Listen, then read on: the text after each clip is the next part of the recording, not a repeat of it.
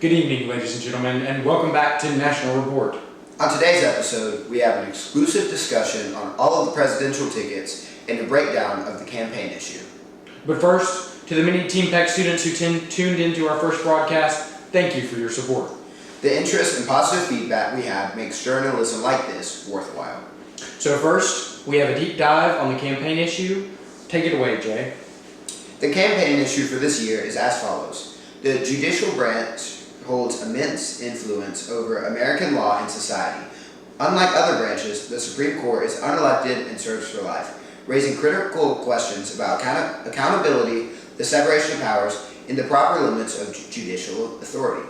As candidates present differing views on the court's role, whether it should exercise restraint, defend individual liberties, or protect the law's moral integrity, voters are encouraged to evaluate the balance of power within the federal government.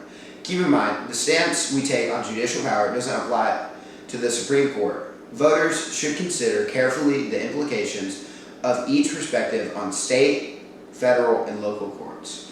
This discussion empowers citizens to engage thoughtfully in debates on constitutional interpretation, ensuring that American democracy remains both just and representative. The parties have radically different stances on the issue, and will unpack these stances as follows. The Vision Party views the court as a means of protecting individual freedoms, and therefore its approach to judicial power focuses on how the court relates to your individual lives. They generally side with the original writing of the Constitution, but are willing to engage with the actions of other branches if personal rights are at stake. In their view, the court should serve as a check on both federal and state governments to protect individual liberties. Based on this framework, the party would not want the courts to intervene on issues that do not have a clear individual impact, such as wartime decisions or widespread federal regulations. Then, the Compassion Party affirms the Constitution as the supreme law of the land, but also acknowledges the historical reality of the court's role in addressing key moral shortcomings in the government's application of that law. The party argues that moral interpretation of the Constitution is as important as the legal one. They see the court as an essential protector of the social morality. Therefore, the party believes courts should take a more proactive role in checking state power, especially when legislators fail to uphold fundamental freedoms or use historical precedent to disproportionately harm certain groups of people. Judges should not merely apply the law, but also act as a counterbalance to the state, using their personal discernment to identify unjust or unconstitutional laws. Last, but definitely not least, given the number of heavy-hitting candidates that are running in it, the Perseverance Party sees the judiciary as a body that should strictly adhere to the Founding Fathers' original intent for the Constitution. The original language of the Constitution needs to be paramount, even in the face of changing circumstances, cultural context, or morality. They reject judicial activism and believe the courts should not create new rights or interpret the Constitution in ways that deviate from the framers' vision. Instead, judges should act as defenders of natural law, preserving the cultural foundations of Western civilization. An overly powerful judiciary threatens states' rights, the organic development of legal traditions, leading to the erosion of natural identity and moral order. Keep in mind, the stance voters take on judicial power shouldn't just apply to the Supreme Court.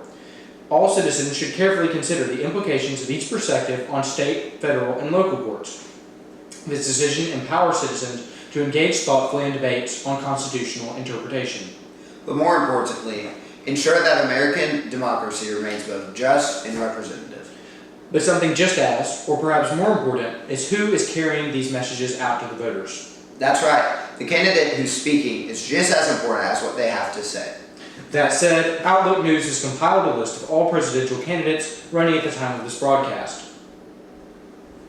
They are as follows: Bertie Morgan, Zeke Harper; Camp Fisher, Bertie Olds; Clark Bigler, Grace Franken; Eva Duncan, Joy Sutherland; Geb McKee, Porter Greenblatt; Isaac Powers, Enrique Rodriguez; Isaac Stevens, Kesson Vest; Jacob Redd and Caleb Sarter; Jed Cecilia and Marie Timmons; Joseph Jackson and Nate Verboncheur; Micah Carr and Anna Catherine Hammett; and finally, Will Sox and Simeon Palichelli.